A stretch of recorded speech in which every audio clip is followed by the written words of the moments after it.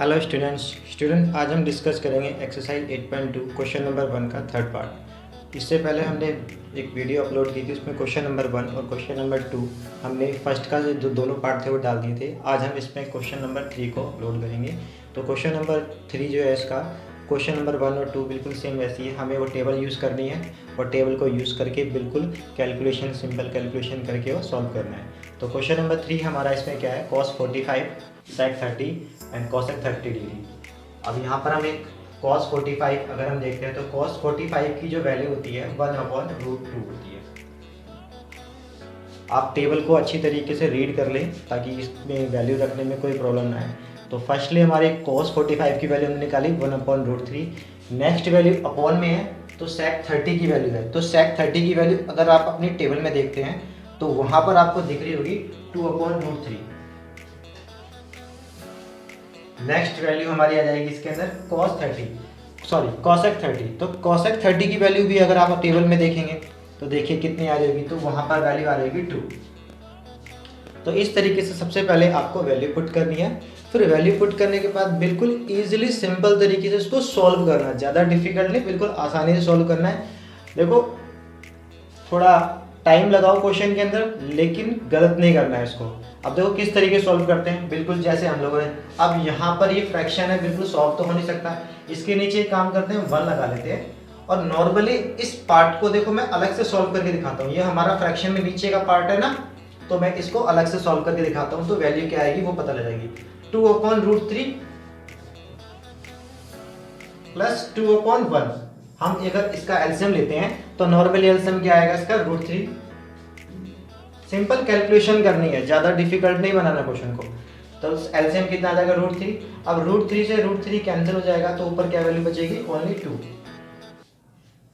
ठीक है, और उसके बाद फिर 1 से अगर डिवाइड करेंगे तो कितना आ जाएगा, √3, और √3 को 2 से मल्टीप्लाई करेंगे तो 2√3। या ऐसा भी कर सकते हो, यहाँ से देखो क्रॉस मल्टीप्लाई टाइप का जो होता है, तो 1 को 2 से मल्टीप्लाई, 2 1 जा 2, और यहाँ से इसको मल्टीप्लाई कर लेंगे तो ये वैल्यू आ जाएगी। तो हमारा जो इसका सोल्यूशन है वो क्या आ गया, ये सोल्यूशन आ गया जो फ्रैक्शन के अंदर था। नीचे की जो वैल्यू थी वो हमारी ये वैल्यू आई।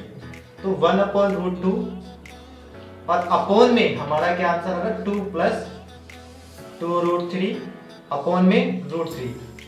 अब हमें क्या करना है इसको, अब जरा फ्रैक्शन के नीचे जब एक फ्रैक्शन और आता है तो उसका क्या मेथड होता है, उस फ्रैक्शन को हम रिवर्स कर देते हैं। मतलब डिवाइड है ना ये, तो डिवाइड को हम कैसे करते हैं, देखो मैं यहाँ पे सॉल्व करते हैं,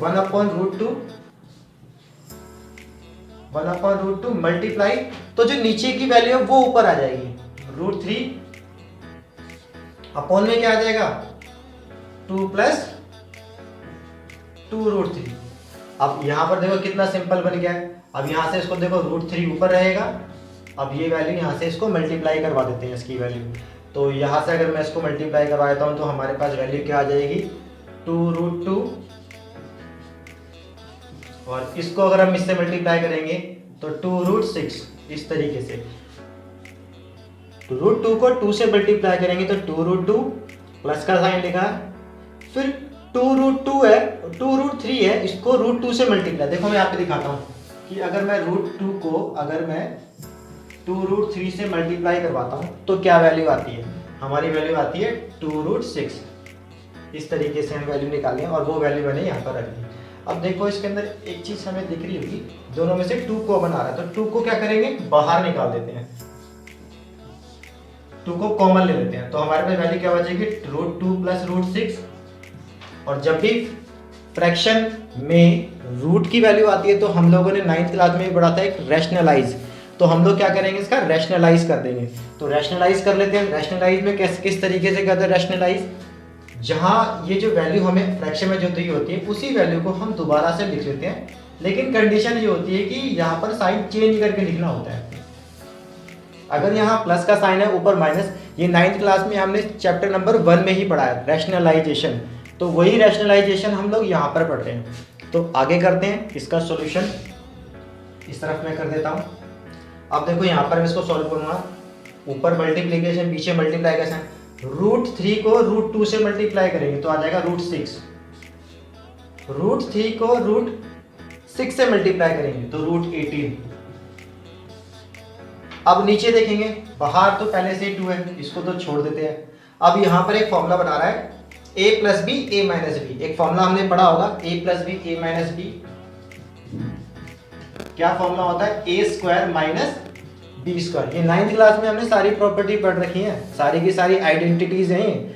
तो a plus B A minus B, तो हम इसका एक फॉर्मूला लगाकर हम क्या बना लेंगे? a square minus B square. इस तरीके से हम इसकी आइडेंटिटी लगाकर इसको सॉल्व करते हैं। तो आगे अगर हम इसको सॉल्व करेंगे तो हमारी वैल्यू देखो, यहाँ से ये कैंसिल हो जाएगी, रूट से ये कैंसिल हो गया, ये भी कैंसिल हो गया। तो हमारे पास जो वैल्यू बची है √6। अब हमारे पास वैल्यू क्या है? √18। अगर हम √18 के फैक्टर करते हैं तो √18 के फैक्टर करके देखो जरा, मैं थोड़ा इधर करके दिखा देता हूँ ताकि दिक्कत नहीं आएगी, प्रॉब्लम नहीं आएगी। √18 का अगर हम फैक्टर करते हैं 933, तो देखो 3 का पेयर बन गया, तो 3 तो बाहर निकल जाएगा और अंदर क्या बच जाएगा? 2, क्योंकि 2 का तो पेयर बना ही नहीं है ना, तो 2 तो रूट में रहेगा और अपॉन में क्या रहेगा? 2।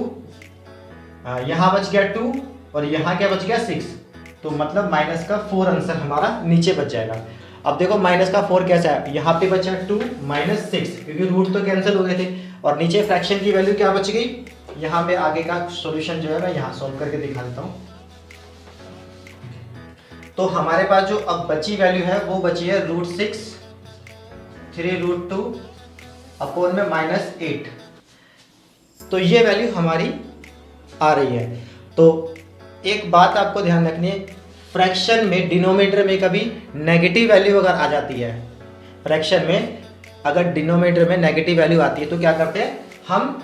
माइनस कॉमन है, तो यहाँ से अगर माइनस को कॉमन ले लोगे तो हमारे पास वैल्यू क्या आएगी? अगर इसमें से माइनस कॉमन ले लेंगे तो माइनस कॉमन लेने से क्या होगा? माइनस वाली वैल्यू प्लस बन जाती है और प्लस वाली वैल्यू माइनस बन जाती है।